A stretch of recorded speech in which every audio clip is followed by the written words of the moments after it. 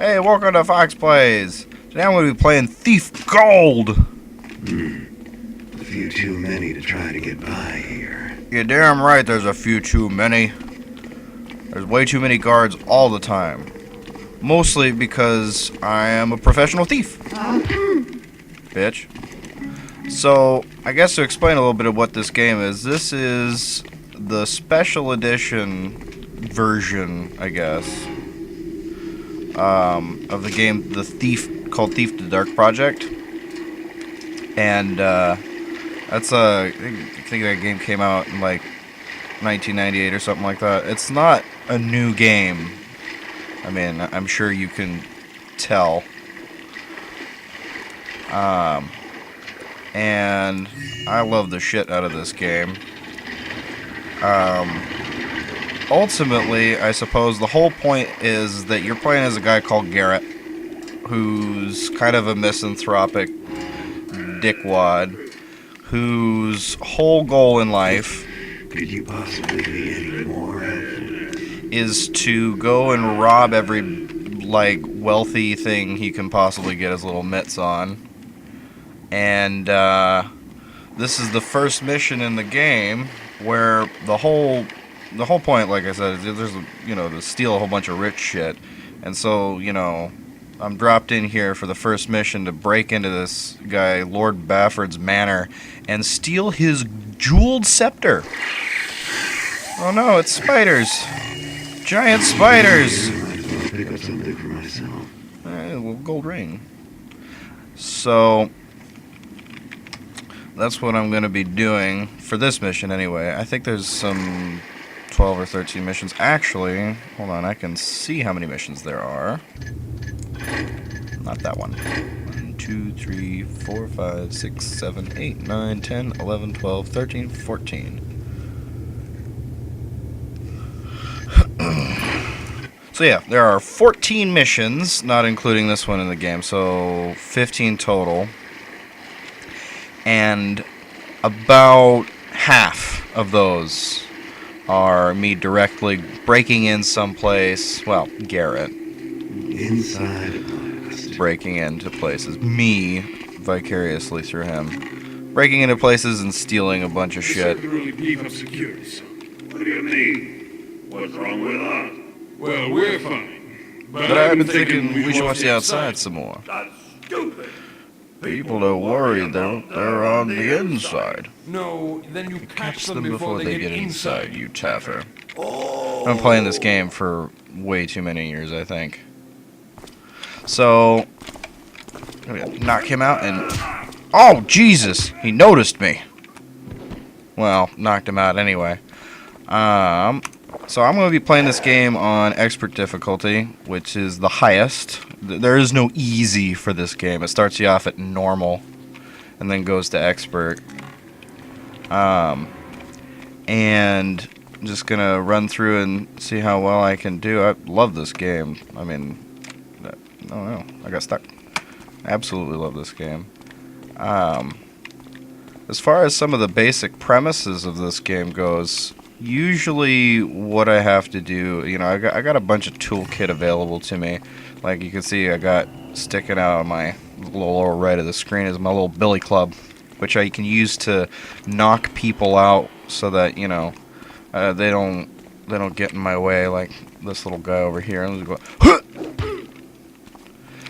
and then I've got a handful of other weapons actually available to me. I got my bow and a number of different arrows and a sword.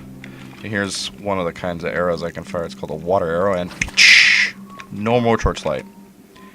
And no more torchlight. Now it's completely dark. Nobody can see me.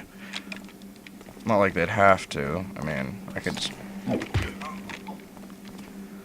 go sneak around this guy real fast and should have been paying more attention. Gosh, idiot. Make my job easy.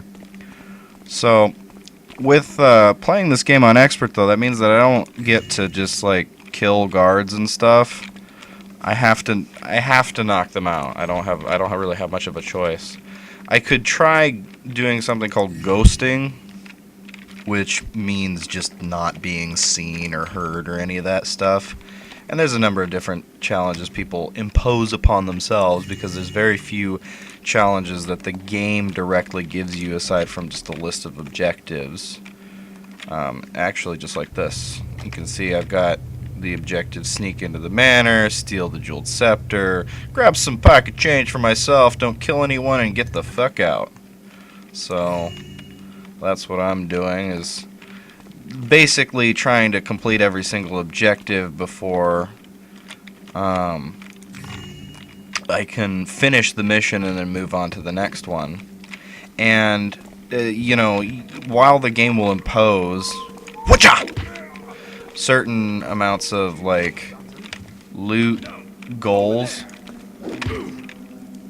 you know, like, oh, you gotta go get, 700 gold before you can complete the mission, there's usually at least twice that much actually in the mission that you can get. And that's really handy because in between each one you can buy equipment to help you for the next mission. It's a format actually that only Thief 2, the direct sequel to this game, ever followed.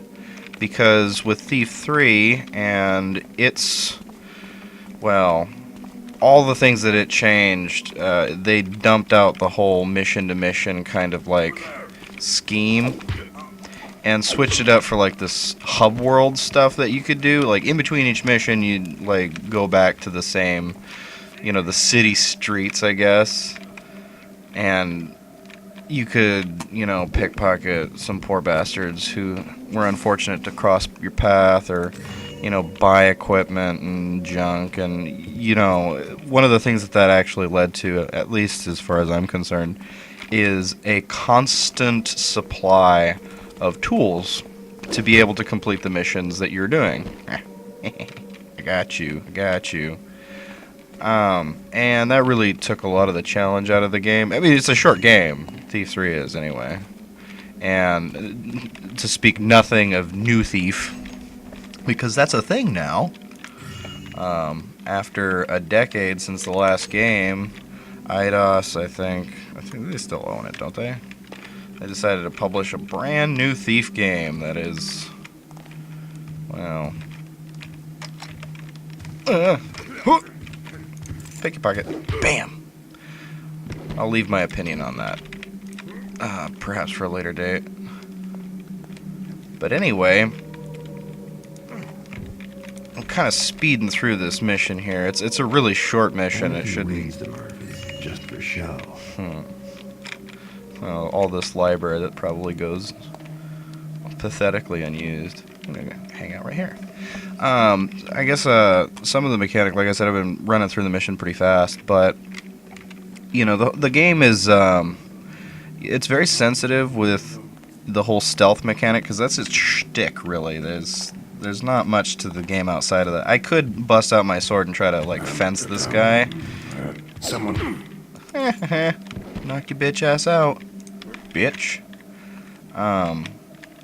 Yeah, there's not much to the game outside of the stealth, so that means that I got a lot of movement options available. I can like climb and mantle stuff, and I've got my tools, and I could try and just kick the door down and run in and try to kill everything, but I really, that's not the best option available to me, because the guards will just kill your face off.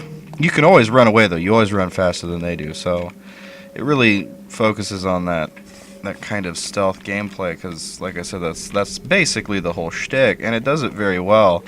The sound that you make in this game is very indicative of like how much sound you're going to be making available for the guards to hear.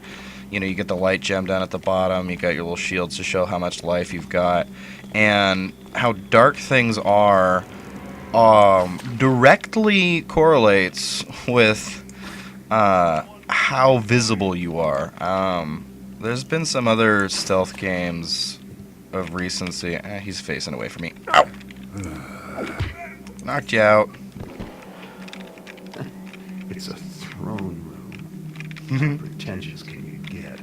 And the jeweled scepter. Here we go. But yeah, there's been some stealth games where like how dark it is and what your position is in shadow, or like how stealthed you are, is really kind of up in the air. It doesn't really tell you how much like how likely you are to be seen. And the light gem in this game in particular, and by extension the two that come after it, it's really solid. You can really strategize what you're doing. I've been playing this game so much that it's almost like second nature to me, but there are times where you really got to pay attention to what your light level is. You got to look and see, well, am I walking on stone floors, because that's going to make a different kind of sound. It's going to alert the guards, if they're walking on something else, or like carpet or wood, or God help you if there's like metal and tiles. The tile is this stuff right here. You can hear that sound. It's just ungodly. And it alerts everything within like a 50-mile radius of your location if you're not careful, which can get real hectic sometimes. You gotta watch, just basically how dark it is and how much noise you're going to make and whether or not things can see you, because the line of sight still matters too. If you're hanging out behind a wall, they're not going to be able to see you, the guards and the junk, which is all fine and dandy, and it works really well. Like I said, it's really tight, and the direct sequel to this, Thief 2 The Metal Age, does it really, really well. It's a fantastic game. It's just it's the best of the lot as far as I'm concerned. You could actually probably, if anybody was interested in playing a Thief game, it would be Thief 2 that I would recommend above all of the other ones, including this one. It's just the tightest. The problem is all that really great stealth stuff. Oh, hey, look at that, I won, yay! And skipped. And, oh my god, look at all that shit I gotta go do. I'll explain what this mission's all about here in a moment. I'll buy these and all of this. Oh yeah, here's the little shop, by the way. This shows me like all the stuff that I get just, for being groovy. All the stuff I get to buy and how much money I've got available to me. And you can buy all kinds of stuff, like healing potions, moss arrows, which basically like cover a certain amount of space in a carpet. I mean, that's not what it visually looks like it's doing, but that's effectively what it does. Regular arrows, you get some speed potions, and some tips and some water arrows. It's nice, it's nice. I like it. It's nice.